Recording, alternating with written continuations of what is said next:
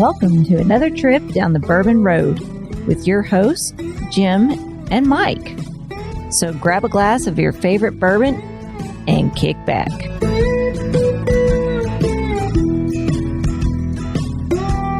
Well, you know who likes to give back to their community is one of our sponsors, Jim.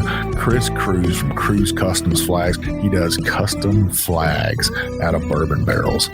Not only does he do that, but he's also using veterans to build those flags with. I've got one right behind me, Jim. I know you got one on your bar.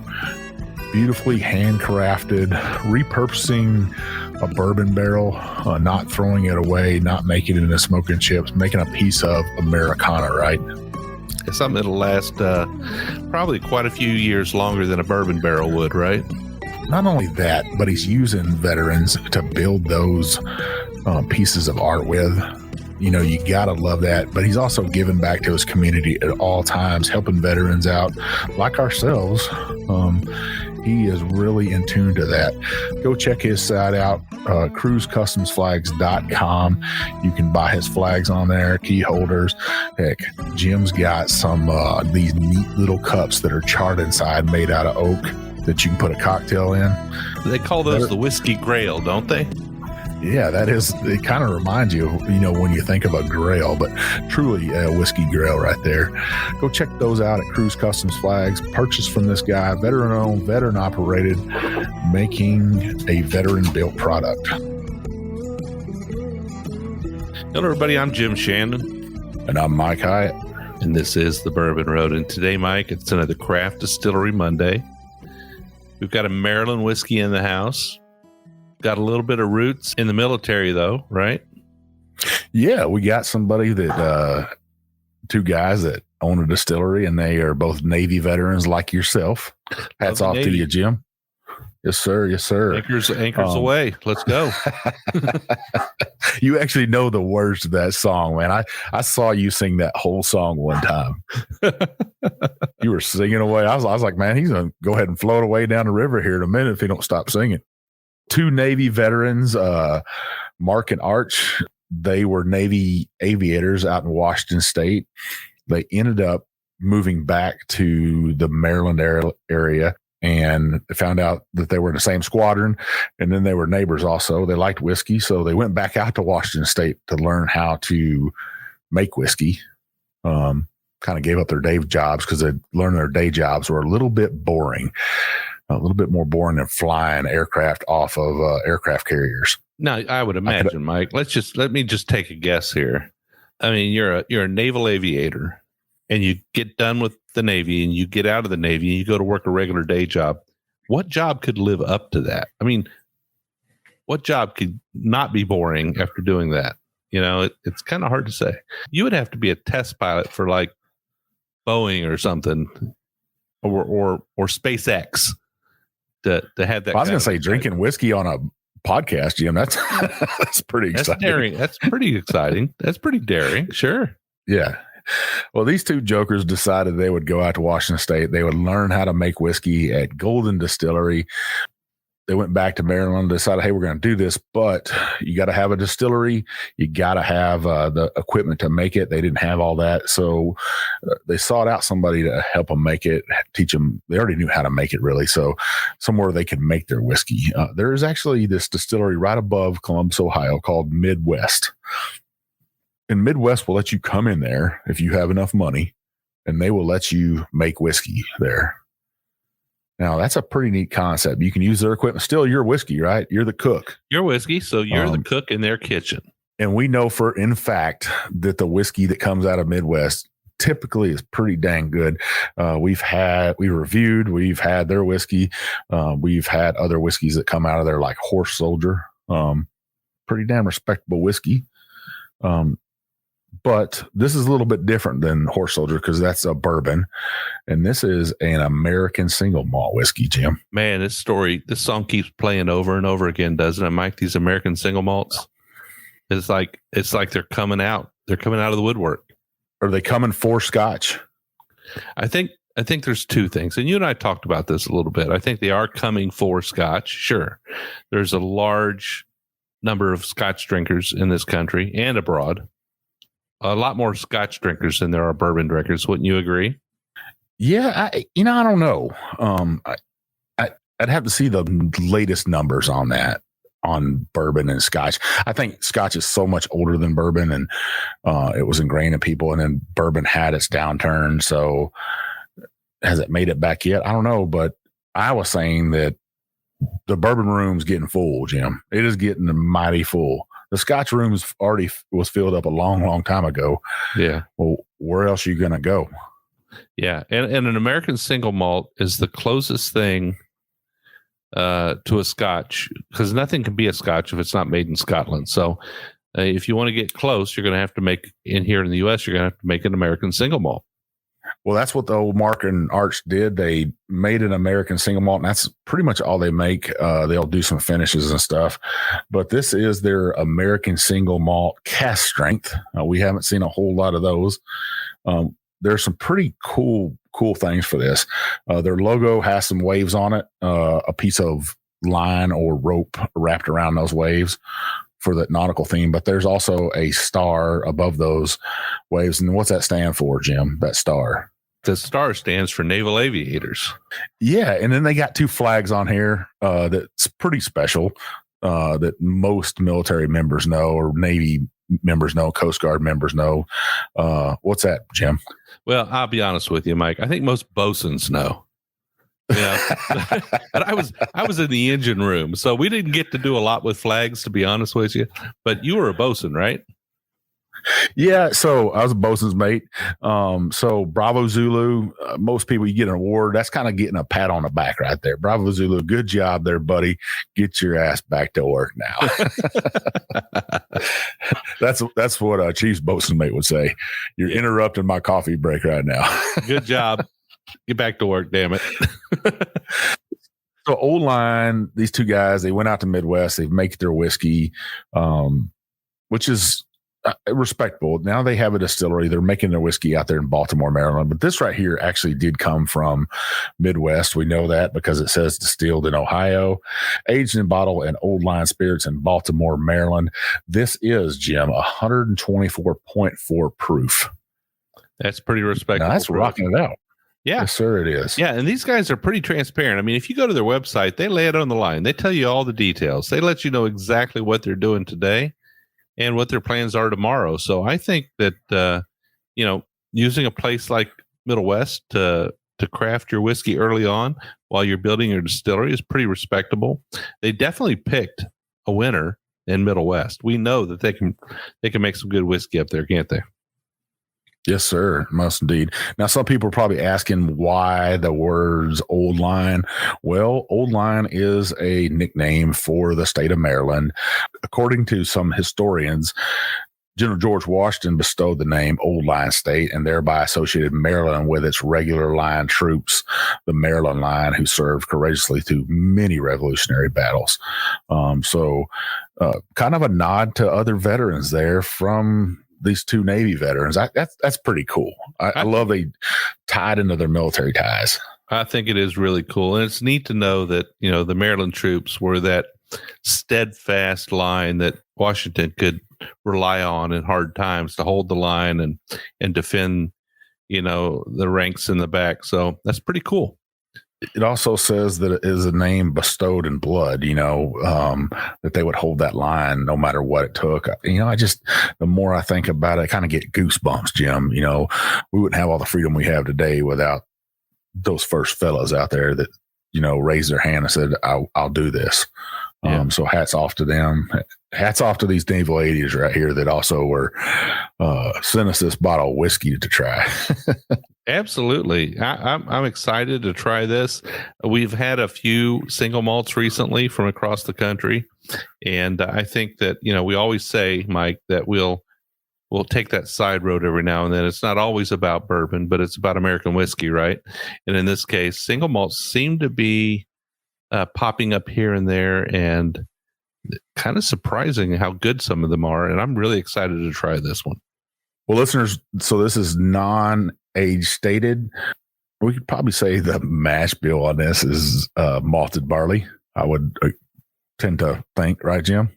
I would say so. We talked a few weeks ago about some other malted barley whiskeys, particularly single pot still whiskeys, where some of the barley is not malted, where it's unmalted barley. But in this case, I think we're talking about malted barley.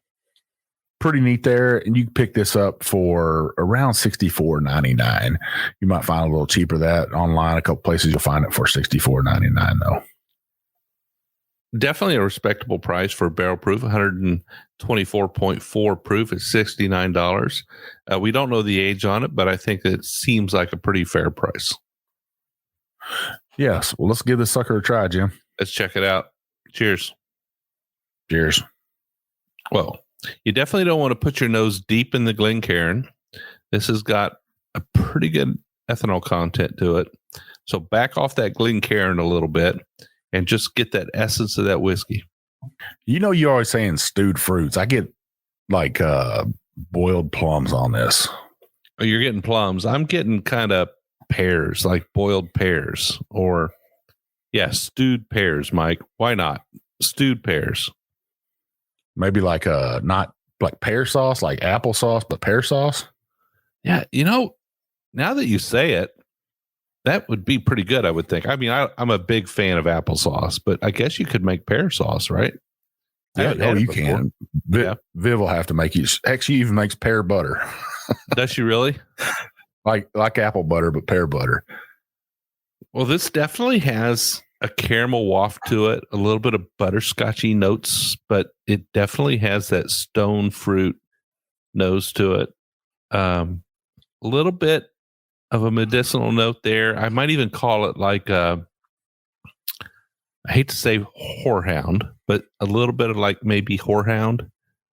I tend to agree with you on that whorehound, Jim.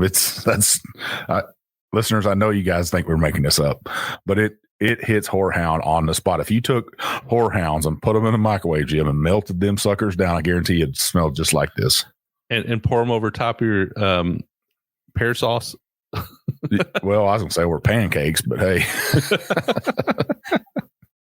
All right, well, let's taste it. Cheers. Cheers.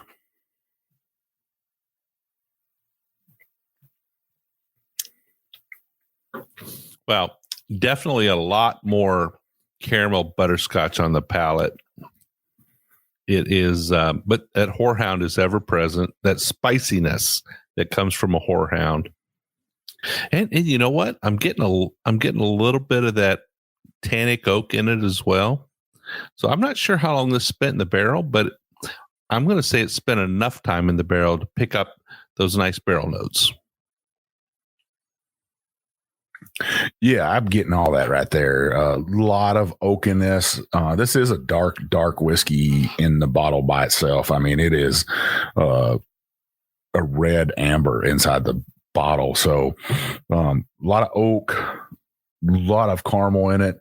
That whorehound, like I said, if you took it and put it in the microwave and melted it, Jim, it'd be in this glass. And that spiciness, it coated the tongue, like coated my whole mouth.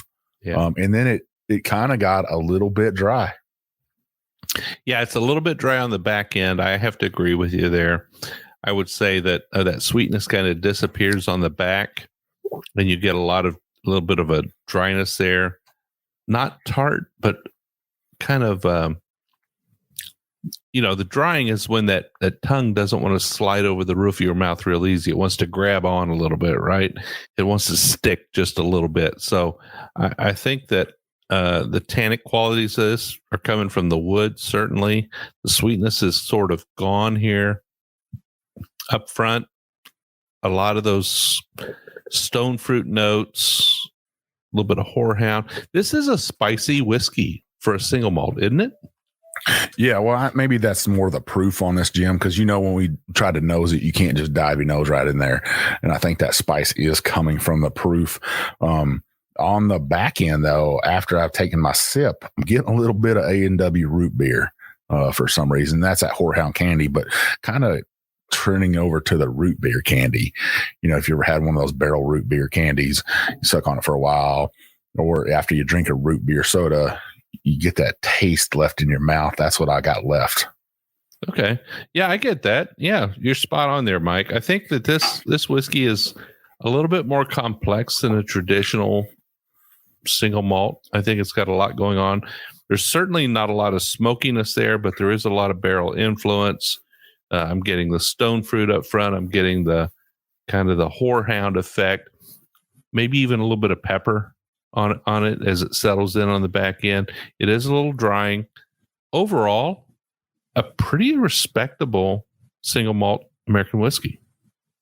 Yeah, it's really pleasant and deep. I mean, it's like, when I say deep, I mean complex. It's got a bunch of unique flavors to it that just totally shocked me from any other American single malt I've had. Maybe because we're always saying, hey, that'd be nice at cask strength. We always say that. Well, dang, Jim, somebody listened to us. Yeah. Somebody gave us a bottle of cask strength and said, hey, you two jokers, drink this and let's see what you got to say this time. They hit it on the spot. I think it's great. Yeah, I mean, at 124.4 proof, this could be a nice porch whiskey. Sitting down with a friend, you're not going to session it. You're not going to drink through a bottle of this because it'll put you out because it's a very high proof whiskey. But it's definitely something you want to have a few glasses of on the porch, maybe in the fall, maybe in the spring, maybe even in the deep of winter. I don't think this is a summer whiskey. Do you think, Mike? Oh, heck no. This would definitely be sitting by the fire in a great room there, petting Woodrow, talking about whiskey, talking about old naval stories, Jim, talking about being under the water for so long. But this is a great conversation whiskey, to have those conversations with friends, to drink whiskey with friends, to remember those great times in service. I love it. I mean, I'm going to fall in love with this thing very easily, Jim. I hate to say this. This is not a bottle we're going to share with anybody else. I hate to say that because this is something we need to enjoy ourselves. Absolutely. And I'll mention something that I mentioned to you off air, and that is that, and I think it's fair to say that there are some notes to this whiskey that remind me a little bit of Leaper's Fork Distillery out of Tennessee. Now they're a bourbon and a Tennessee whiskey distillery, so they're quite different in what they do. But there's some interesting notes here that kind of remind me of them, and I think it's that spiciness. This has got that unique spiciness that kind of stands out for a single malt, doesn't it? Yeah, I tend to agree with you that this would be, I mean, it's American single malt, so it is different, but those characters, those, stone fruits and stuff in there. Me and Jim had this conversation a long time back, and we were drinking whiskey and we're like, man, this is a little different. We didn't know if we liked it or not. And I was like, let's drink the whole bottle, Jim, and let's visit this whole bottle together and see what is. And then we got a second bottle and we're like, God dang, that's pretty good. And so that's a little whiskey lesson to yourself, that just because you don't like it the first time and your palate's like, man, this is different, doesn't mean you can't go back and visit that bottle several times and kind of spend some time with that bottle, right, Jim? Yeah, and I was actually brought into the fold is probably the best way to say it, because when I first tasted the whiskey, I thought, this is kind of this seems outside the lines a little bit. You got these lines that you think whiskey should be in, and you drink it and you're like, wait a minute, this is not inside those lines. This is outside those lines. So I'm not sure I like it. The actual thing is you're the problem. It's not the whiskey. You're the problem because you're drawing these lines you shouldn't be drawing. Because whiskey is outside those lines for a reason, because it can be, and it's good outside those lines. And maybe those restrictions you're putting on that drink are not correct. Yeah, it's the same thing with drinking anything. If you're drinking beer or, I'm not a big sour guy, Jim. You know that, right? I am. I don't know why I can't get into it. Yeah. But every time I go to the bar, I still will try one to see if I could maybe tease myself into liking it, or saying, hey, I still want to give it a chance, even if it's a new beer or something like that. I still want to revisit it and say, okay, what did I not like about that? What's not fitting with my palate and stuff? And it probably something from my past is something I had sour and I don't like that sour taste so much. But with whiskeys, maybe it is a little different with whiskey. Heck, I don't know. I love to go back and and visit whiskeys that I maybe didn't like. There's a whiskey I don't know that, I don't know how many people know this. We've not talked about Old Pogue at all, Jim. But I drank Old Pogue at Jim's house, and I was like, "Good Lord, Jim, I don't know that I like that." Yeah, it was the malted rye Maysville, right? Yeah, and I still want to go back and revisit that and see if there's something there for me still. And the other thing is your palate changes over time. My little daughter, she didn't love strawberries at all, but if you give her strawberry today, she's like, man, I'll take the whole carton from you. So just remember that over time, your palate changes. And then like Jim says, give it a chance, go back and revisit it. And you might shock yourself that it's outside those lines for a reason. These whiskey makers, we've had several of them say, hey, I don't want to make the same bourbon everybody in Kentucky makes. I want to make something different. I want to try to stick to the rules, but I got to do this different thing for myself to say it's my product. So we love that about whiskey. We love that about beer. We love that about food. You can go 100 different Indian restaurants and you're going to get 100 different types of flavors, right?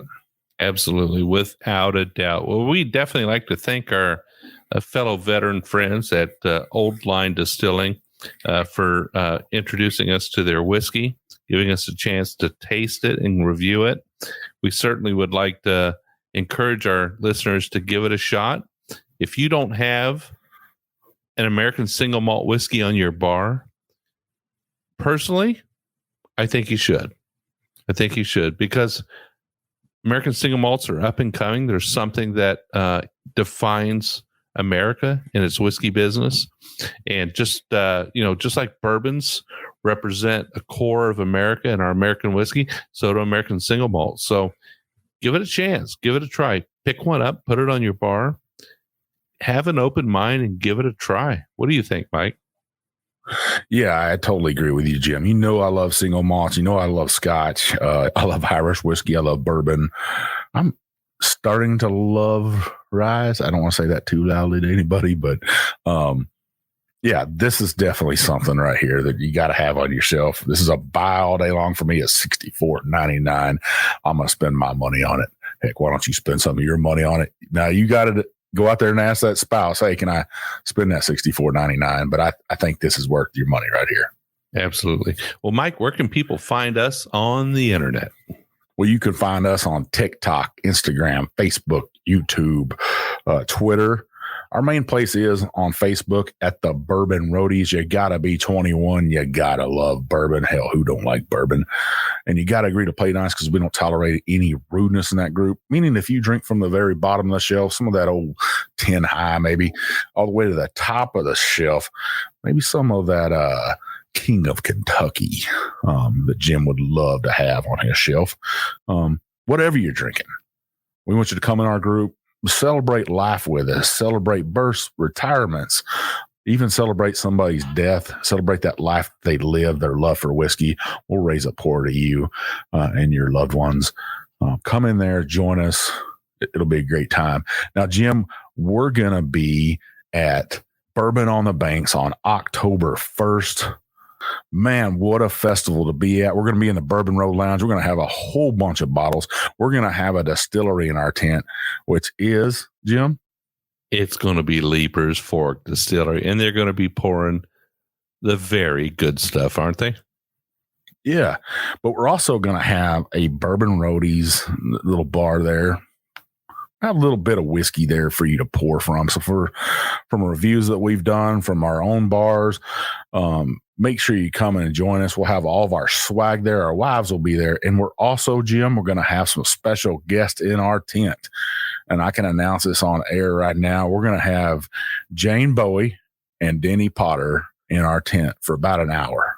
Well, that's bourbon royalty out of Maker's Mark, isn't it? Yeah, now they've left Maker's Mark and they got a new project they're going to start up. Hopefully we'll know by then what it is. Maybe they'll tell us there at the event what they're doing. I kind of know some details, but I can't let the cat out of the bag right now. There's no hints in that now, okay?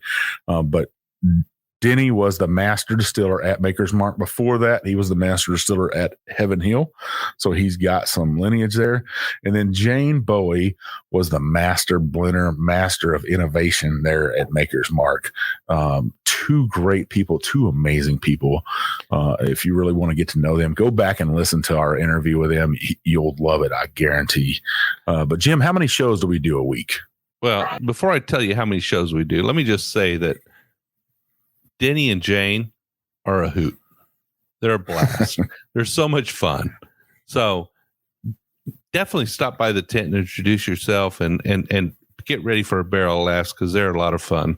But we do 2 shows every single week. Every week we're going to do a short show on Mondays called Craft Distillery Monday, like today's show, where we kind of focus on a single expression from a craft distillery doing it right. Mike and I will taste it. We'll talk about it. We'll decide whether or not we think we ought to suggest it for your bar. In the case of today, the Old Line Cask Strength Single Malt Whiskey. Mike and I both are giving it a thumbs up and saying this is a single malt that you should probably add to your bar. But every Wednesday, we do a full-length episode where we'll have guests on. We'll have a couple of expressions. We'll talk through a subject and deep dive it a little bit. You really want to listen to both shows every single week. Mike, what do they have to do to make sure they don't miss a single episode from the Bourbon Road? Well, listeners on that app, you want to hit that check sign, that plus sign, that subscribe sign to make sure that app tells you, hey, these 2 jokers got a show out today. And then what we need you to do after that episode is we need you to scroll on down, hit that 5-star review, leave us some comments. You know what's going to happen if you don't. The big bad booty daddy of bourbon, he's going to change it up a little bit. He's going to come and dragging this Old Line American Single Malt Whiskey Cask Strength to your house. We're going to drink it all night long. By the end of the night, you're going to leave us that 5-star review and those comments. But seriously, those comments, those reviews, that gets a great whiskey like Old Line in our hands. It opens up doors to distilleries to us to get great guests on the show. We'd really appreciate it. Now, Mike and I are very approachable. You'll see us out at events. You'll see us at distilleries. You'll see us at liquor stores. Heck, you might even see us at Walmart. But when you run into us, make sure you walk up and introduce yourself, shake our hand. We love to meet our listeners. We love to meet our roadies. If you're not a roadie, make sure you join the Bourbon Roadies by going to Facebook and searching out the Bourbon Roadies and join in there. We'd love to have you as part of that crew. Just a good group of people having a great time drinking whiskey. But you can always reach out to us on our website, thebourbonroad.com. We have a contact us page. You can go on there and write us a note. Mike and I are very responsive. We'll get back to you. You can also send us an email. I'm Jim at thebourbonroad.com. He's Mike at thebourbonroad.com. But kind of like we always say, probably the best way, just slip into our DMs on Instagram, shoot us a message. I'm Jay Shannon 63. I'm Big Bourbon Chief. And we'll see you down the Bourbon Road.